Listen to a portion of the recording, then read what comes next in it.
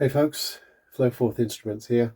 I'm going to do something a bit different today. I normally show you instruments after I've set them up and then talk about what I had to do. I'm going to show you one that's just come in. I'm going to show you exactly as I find it. So it's not an unboxing, but yeah, it's an opening of sorts. You can see what I see. So let me flip the channel here, the camera, and point you at the instrument and we'll talk about it. All right, so as you can see, this is probably not a guitar. And before you moan, give it a minute and see what you think. This is a site that I've seen many hundreds of times. Years ago I worked in a traditional violin shop, and hundreds of these old violin cases, they call them coffin cases, would come in, somebody bringing them from their attic, hoping they'd have a treasure. And this is by and large what I'd see. You can see here it doesn't even open all the way. But this is a classic attic violin. So first of all, you've got parts all over the place. A bow that looks to have been eaten by bowhair mites. Yes, there are such things. They eat the hair, and this is what happens when they're left in the case. Sometimes you see the mite shells around the case. They've lived a whole life in here, chewing away on those horsehairs, unbeknown to the rest of the world. So I've got an old bridge here, missing a bridge foot. That's interesting. In here, I have what is a shoulder rest. It looks homemade with rubber bands on it. So this could be quite old because now people just buy them. What looks to be a cloth, silk cloth of sorts, probably to put on the shoulder or to wipe down the instrument. See if I can balance this. What looks to be an old chunk of rosin, amber rosin. There you go. And the instrument itself, lovely old patina. Rattle around there means the sound post is loose on the inside. There's a little dowel on the inside. See it? Now we can look at the paper. See if we can see it. What we see is Aegidius Basilinius. And what I was expecting was a facsimile Stradivari label. So the fact this is not Stradivari means it could be quite interesting. Now, that is not to say that this is an old Italian instrument made by this person. It's not to say it isn't, but a lot of times labels indicate made in the style of or a copy of. Doesn't necessarily mean that's the maker, although it could mean it. And if it does mean it, then this could be something of value. It certainly has the look of a vintage antique instrument. You can see the different shades in the patina of the varnish. Some what looks to be natural wear and not in guitar parlance relic. As we turn it over, we can see first of all from the top there are no real top cracks going on the instrument, which is good. This is really good. There looks to be a crack there, or some sort of indentation of varnish. To me, they look like repaired cracks. They're being repaired and closed, probably cleated from the inside. That'll be something that I would check, with a mirror. I'll get mirrors inside this thing. This is really nice tiger maple on the back and ribs, which is traditional. Again, book matched. Very nice aged varnish. It looks legitimate. A slight gouge on the back seam here, but doesn't go through.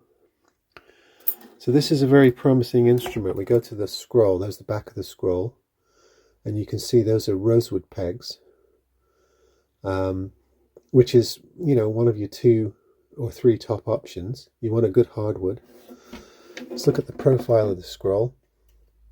It looks Italianate in the angle and the twists and the cut.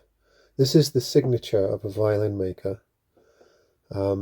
this is a lot of times how you can tell, or experts can tell the provenance of a particular instrument by the way the scroll is cut, because makers would have their own particular style and way of doing it. Looking from the top, I don't see any major cracks in there. There's a missing, no, there's not a missing nut, there's a nut on there, and what looks to be gut strings. So this violin, and we can go all the way to the top here and see this is hand-tied gut strings on here. I'd say this violin's been sitting in the case for decades, since gut strings were au fait. It's been probably since the 70s, 80s. People have been using steel strings, factory-grade steel strings, as with guitars. But when I was a kid and started playing the cello, gut strings were the norm and were quickly phased out while I was a child to more modern, usually tungsten grade strings, at least for the high-end ones, which is a type of silver or you know, aluminium or some other sort of metal core that's wound. This is pure gut right here. This is the third string, and it's pure gut. This looks like a metal bottom string, a G string. But yeah, this looks very promising. You see some pigeon-breasted curve there on the top underneath the fingerboard, which looks to be ebony. The way you can tell is looking underneath. A lot of times when they're painted, you'll see where the paint ends. They won't be able to paint underneath. This one looks solid ebony all the way. The pegs look to be rosewood, and the body looks to be in very, very good condition. So now, having looked at this, it doesn't need a lot of work. It could be set up. Now we have to do the due diligence on this maker. If I can get you inside, you can see where the back seam has been glued with cleats. I don't know if you can see that.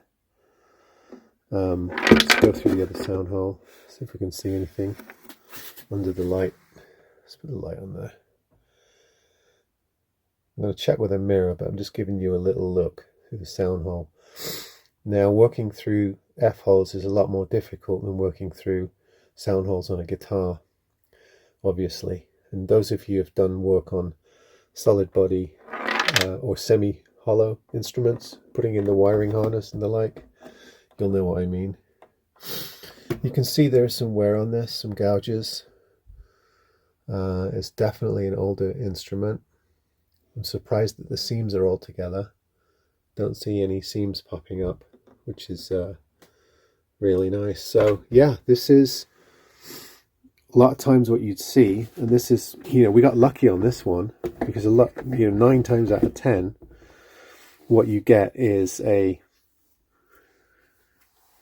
late 19th century reproduction, normally German, sometimes Hungarian or Czech, and then even later Chinese, Asian models aping the style of an earlier instrument. But this actually has an Italianate label from you know, what looks to be an older period. So that's something that I now have to research and look into. But I just wanted to show you the process of opening up one of these cases and seeing what goes into it. You can look at the bow as well. The bows usually aren't as good as the violins. Let's have a look at this. I can't make out any name on that, so it looks to be Brazil wood, and it's octagonal. The ultimate being Pernambuco. I think this is Brazil wood, but Pernambuco is a much more desirable hardwood that we're running out of. Brazil wood being the obvious substitute. I don't see a name on this. I'll have to look with a magnifying glass. But that is an ebony frog with a mother of pearl eye and slide. Some sort of pearloid slide on there. The ferrule's complete with it. Just needs rehairing. As I said, this might have been chewed up by mites, or might have just dried and rotted. You can see the tip here. Usually an ebony tip. look at it properly here.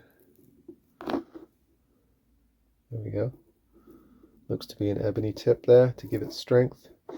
Nice cut bow. I imagine probably a student bow. I have to study it more.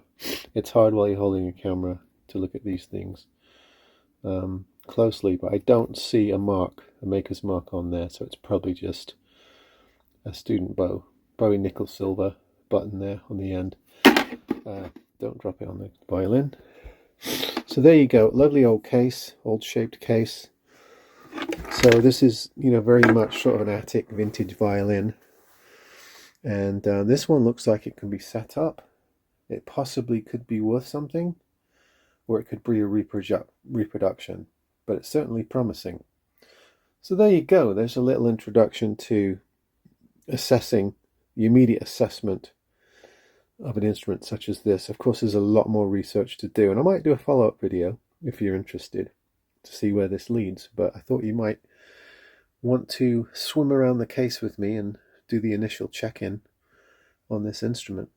It's quite interesting. It is 4/4, by the way. It is 14 inches across the back, so it's a full-size instrument, which is good. They're just worth more than fractional sizes. So, all right, folks. Hope that was interesting, and we'll see you for another instrument next time.